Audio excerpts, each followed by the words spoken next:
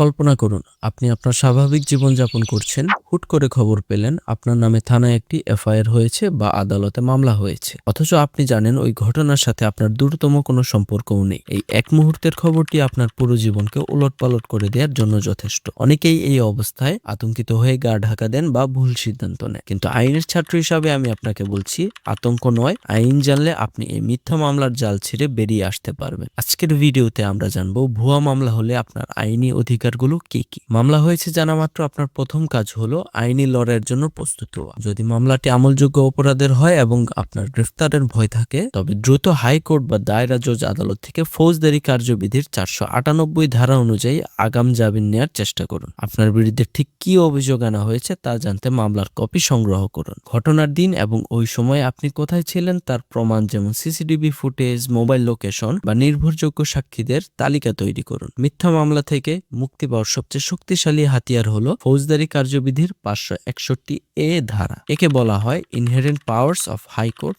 বা হাইকোর্টের অন্তর্নিহিত ক্ষমতা। তবে শর্ত থাকে যে এক্ষেত্রে আপনার আইনজীবীকে প্রমাণ করতে হবে মামলাটি কেবল হয়রানির উদ্দেশ্যে করা হয়েছে, অভিযোগের কোনো প্রাথমিক সত্যতা নেই, অথবা এই মামলাটি চললে ন্যায় বিচার লঙ্ঘিত হবে। তবে হাইকোর্ট ওই মামলার কার্যক্রম স্থগিত বা বাতিল করে দিতে পারেন। একে আমরা আইনি ভাষায় বলি কোয়াশমেন্ট। তবে মনে রাখবেন, এটি কেবল তখনই সম্ভব যখন মামলার প্রকৃতি, নথিতেই অসঙ্গতি, যিনি আপনার নামে মিথ্যা মামলা করেছেন তাকেও কিন্তু আইনের আওতায় আনা সম্ভব। দণ্ডবিধির 211 ধারা অনুযায়ী যদি কেউ অন্য কোনো ব্যক্তিকে ক্ষতি করার উদ্দেশ্যে মিথ্যা অভিযোগ আনে বা মামলা করে, তবে ওই ব্যক্তির বিরুদ্ধে 2 বছর পর্যন্ত জেল বা জরিমানা বা উভয় দণ্ড হতে পারে। ফৌজদারি কার্যবিধির 250 ধারা অনুযায়ী যদি ম্যাজিস্ট্রেট দেখেন যে অভিযোগটি সম্পূর্ণ মিথ্যা ও তুচ্ছ, তবে অভিযোগকারীকে নির্দেশ দিতে পারেন ভুক্তভোগীকে ক্ষতিপূরণ দেওয়ার জন্য। এছাড়া আপনি দণ্ডবিধির 500 ধারায় মানহানির মামলা করে আপনার সামাজিক সম্মান ক্ষুণ্ণ হওয়ার বিচার চাইতে পারেন। মিথ্যা মামলা আপনার সাময়িক ক্ষতি করতে পারে, কিন্তু সত্যের জয় অনিবার্য।